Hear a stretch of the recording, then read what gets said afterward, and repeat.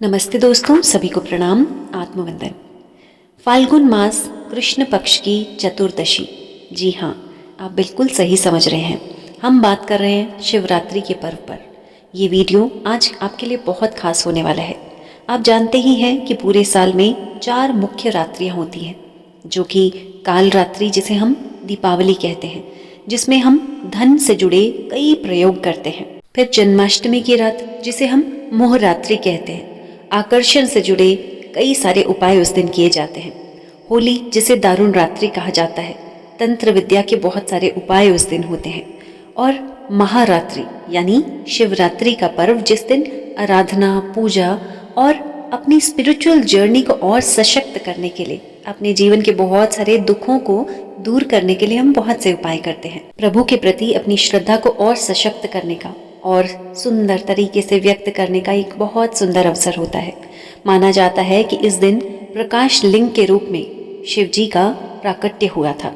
इसी दिन शिव पार्वती के विवाह के रूप में भी मनाया जाता है। दोस्तों, वैसे तो भगवान शिव और माता पार्वती की इस दिन आराधना की जाती है, और जो लोग कहीं मानसिक रोगों से परेशान हैं, किसी भी तरह का स्ट्रेस, एंजाइटी, डिप्रेशन, चिंताएं उनको घेरे रखती है, या फिर आपके फिजिकल लेवल पर यानी शारीरिक तौर पर आपको कोई भी दिक्कत है, किसी भी तरह की दुख बीमारियों से जूझ रहे हैं, तो आप इस दिन चंद्रमा के जितने भी उपाय होते हैं वो बहुत अचूक होते हैं, क्योंकि चंद्रमा का भगवान शिव के साथ बहुत गहरा संबंध है, ये हम सभी जानते हैं। वैसे तो हर शिवरात्रि चंद्रमा के उपाय के लिए बहुत अच्छी होती है, लेकिन इस शिवरात्रि क्यों इतना खास माना जा रहा है? क्योंकि चंद्रमा इस बार अपने ही नक्षत्र में विराजमान है, जो कि बहुत सुंदर योग बनाता है। उसके अलावा शिवरात्रि के बिल्कुल अगले दिन यानी 27 फरवरी को न्यू मून भी है, तो वो भी बहुत पावरफुल एनर्जी इस मून की आप उस दिन रिसीव करते हैं। तो इसलिए इस शिवरात्रि को चंद्रमा के उपाय बिल्कुल भी मिस नहीं कीजिएगा। और हमेशा की तरह एक चीज़ कहूँगी कि इस वीडियो में आप बहुत सारे उपाय सुनेंगे, लेकिन हर उपाय को करना आपके लिए ज़रूरी नहीं है। आप जितना कंफर्टेबली कर पाएंगे, आप सिर्फ उतने ही उपाय करें। श्रद्धा से किया हुआ एक उपाय भी आपके जीवन को बहुत पॉजिटिव करता है। सबसे पहला उपाय अपनी सेहत का करेंगे। ये उपाय आप हर साल करते होंगे, लेकिन इस बार और माइंडफुलनेस के साथ करेंगे। जब आप शिवलिंग पर बेर चढ़ाएंगे, तो वो बेर आप घर लेकर आएं। कम से कम उतने बेर लाएं जितने आपकी फैमिली में मेंबर्स हैं, ताकि एक बेर सभी को मिल सके।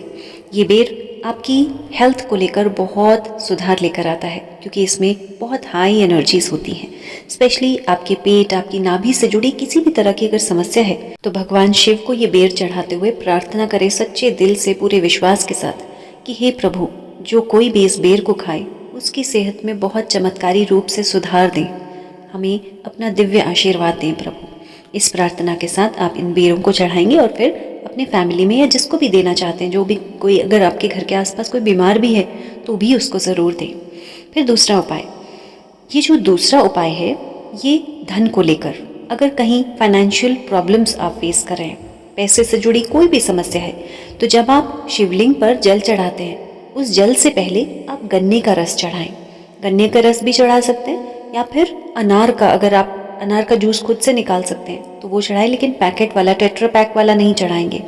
तो गन्ने का रस चढ़ाने के बाद, या अगर आप अनार का रस चढ़ा रहे हैं तो भी आप उस रस को चढ़ाते समय शिव जी से प्रार्थना करें, माँ लक्ष्मी से भी प्रार्थना करें कि हे माता, मेरे जीवन में जो भी धन से रिलेटेड प्रॉब्लम्स मैं फेस कर रही हूँ उनको दूर करें। ऐसी प्रार्थना करेंगे। ये रस चढ़ाते हुए गन्ने का रस है या फिर अनार का जूस अगर चढ़ा रहे हैं। उसके बाद स्वच्छ जल से साफ पानी भी ज़रूर चढ़ाएंगे। अगर आपको लगता है जीवन में नेगेटिविटी आप पर बहुत प्रभावी होती है, जैसे आप किसी जगह जाते हैं, या बहुत से लोग कहते हैं कि मुझे नज़र बहुत जल्दी लग जाती है, ऐसे लोग रुद्राक्ष धारण ज़रूर करें। लेकिन धारण कैसे करना है? आपको एक रुद्राक्ष को घी में डुबो दें, उसमें थोड़ा सा शहद डालें, और ये रुद्राक्ष किसी भी तरह का हो सकता है। जैसे बहुत से लोग पूछेंगे कितने मुखी, कितना भी मुखी रुद्राक्ष हो, उसको थोड़े से घी में, थोड़े से शहद में, और बाकी उसमें दूध और गंगा जल डालेंगे। उसको उस दिन शिवलिंग पर चढ़ाएं। आपके घर में अगर शिवलिंग आपने स्थापित किया है तो उस शिवलिंग पर चढ़ाएं, नहीं तो मंदिर के शिवलिंग में चढ़ाकर, और फिर अपने घर में जहाँ पर भी आप पूजा करते हैं उस स्थान में उसे एक दिन के लिए रखें। पूरी शिवरात्रि उसको ऐसे ही डिप करके रखेंगे, और फिर शिवरात्रि के अगले दिन यानी कि उस दिन न्यू मून भी है, बहुत अच्छा दिन है। बेशक उस दिन मंडे नहीं है, लेकिन न्यू मून है, इसलिए आप उसको उस न्यू मून वाले दिन भी धारण कर सकते हैं। उसके अलावा आप एक चांदी का सिक्का लें। अगर चांदी का नहीं है तो आप कोई भी नॉर्मल एक सिक्का लेकर उस दिन शिवलिंग पर चढ़ाएं ज़रूर, और फिर आप इस सिक्के को वापस घर लेकर आएंगे। इस सिक्के के साथ 11 कौड़ियाँ साथ में मिला लें। शिवरात्रि के दिन अपने घर पर, अपने मंदिर में इसको रखेंगे। उसके बाद इसको लाल कपड़े में, किसी भी रेड क्लॉथ में इसको बांध लें एक पोटली की तरह, और फिर अपने लॉकर में रख लें। आप पाएंगे कि आपके जीवन में धन में वृद्धि होगी। उसके अलावा अगर आपने लोन लिया है, लोन को चुकाने में कोई मुश्किल आ रही है, या हो सकता है आपको बार बार ये लोन लेना पड़ रहा है, किसी भी कारणवश आपके फाइनेंशियल लॉसेस हो रहे हैं, या फिर पैसा आ रहा तो बहुत है लेकिन कहीं बीमारियों में खर्च हो रहा है, या फिर किसी अनवांटेड चीज़ों में खर्च हो रहा है, तो इस तरह से भी आपको बहुत इम्प्रूवमेंट मिलेगी। इसके अलावा अगर शादी से संबंधित कोई मुश्किल है, जैसे हो सकता है कुछ बच्चों की शादी हो नहीं पा रही, तो आप उस दिन येलो कलर के कपड़े पहने, पीले वस्त्र पहने, और जितनी भी आपकी उम्र है, मान लीजिए आपकी उम्र 30 साल है, अभी तक शादी नहीं हो पा रही है, जहाँ पर भी रिश्ता है वहाँ कुछ ना कुछ मुश्किलें आ रही हैं, तो उस जितनी भी आपकी उम्र है उस नंबर, फॉर एग्जांपल 30 है, तो 30 आपने बेल पत्र लेने हैं और उसको गंगा जल में डिप करके, गंगा जल में थोड़ा सा दूध भी डालेंगे, उतना गंगा जल में डिप करें और एक एक करके शिवलिंग पर चढ़ाएं। आप एक ही पत्ते को भी 30 टाइम्स चढ़ा सकते हैं, लेकिन उसको बार बार धोना आपको पड़ेगा। इसके अलावा आपके परिवार में अगर बहुत ज़्यादा कहीं झगड़ा होता है, कहीं बहस होती है, आर्ग्यूमेंट्स बहुत होते हैं, आपस में मतभेद बहुत रहते हैं, तो आपको क्या करना है, गेहूं की 7 स्टिक्स लेनी है। गेहूं की 7 स्टिक्स। अब बहुत से लोग कहेंगे कि मैम स्टिक्स मिलना तो बहुत मुश्किल है।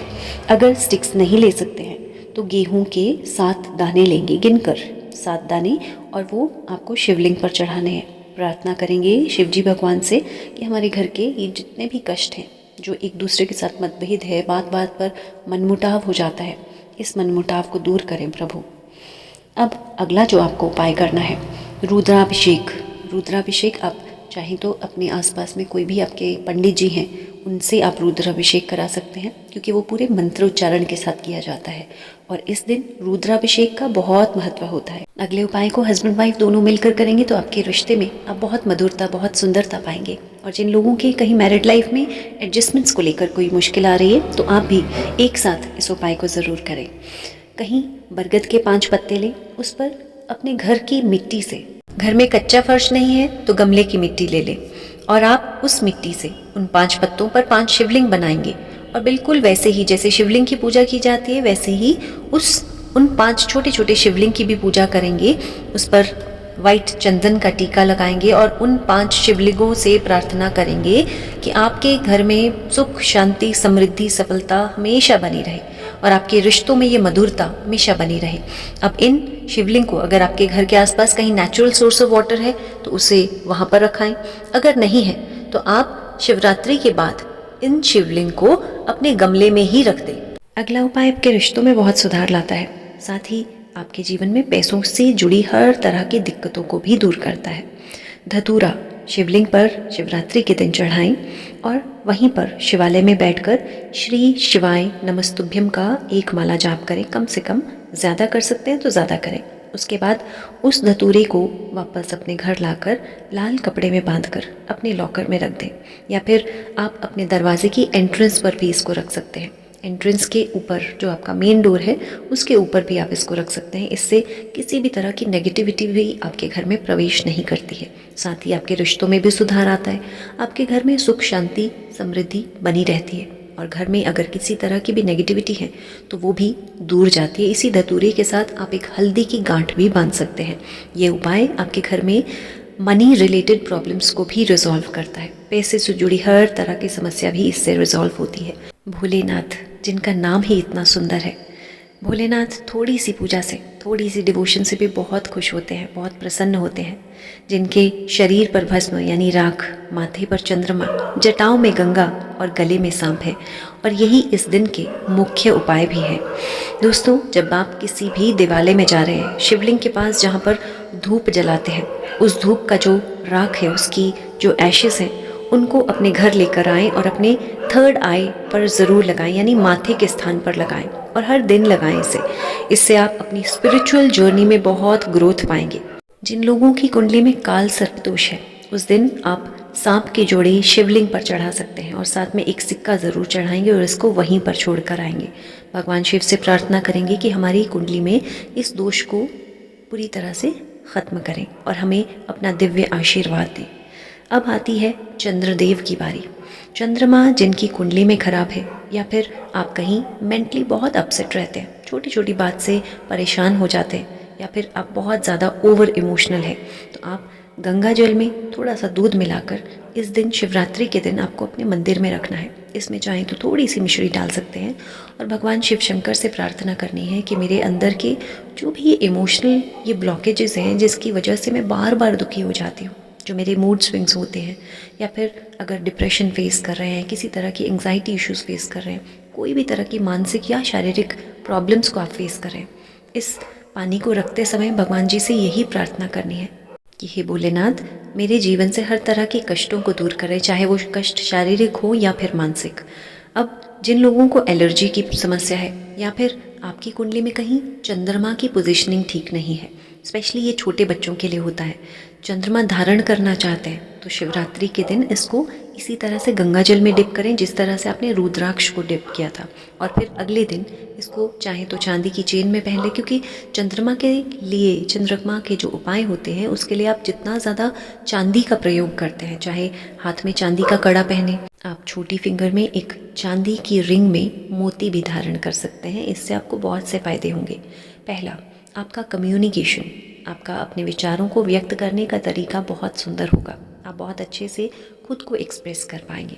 दूसरा, मन की शांति, पीस ऑफ माइंड आप फील कर पाएंगे। और तीसरा, आप अपने जीवन में आकर्षण की शक्तियों को यानी पावर ऑफ अट्रैक्शन को बहुत बढ़ा पाते हैं। कुंडली में बहुत से लोग कहते हैं अगर ग्रह दोष हो, ये ग्रह दोष किसी भी ग्रह का हो सकता है, चाहे वो नवग्रह में कोई भी ग्रह हो, ये उपाय आपके सभी ग्रहों को शांत करता है और आपके जीवन में बहुत आराम देता है। करना क्या है, शम्मी पत्ते आपको अगर आसपास अवेलेबल है तो आप आसपास से ले सकते हैं, नहीं तो आपको जो पूजा वाली शॉप्स होती हैं उसमें भी कभी कभी लोग इसको रखते हैं, आप पता कर सकते हैं। शम्मी के पत्ते साथ में चंदन और केसर मिलाकर इसे शिवलिंग पर आपको चढ़ाना है। साथ ही नमः शिवाय का जाप करना है और शिव जी से प्रार्थना करनी है कि मेरे सभी नवग्रहों को शांत करें।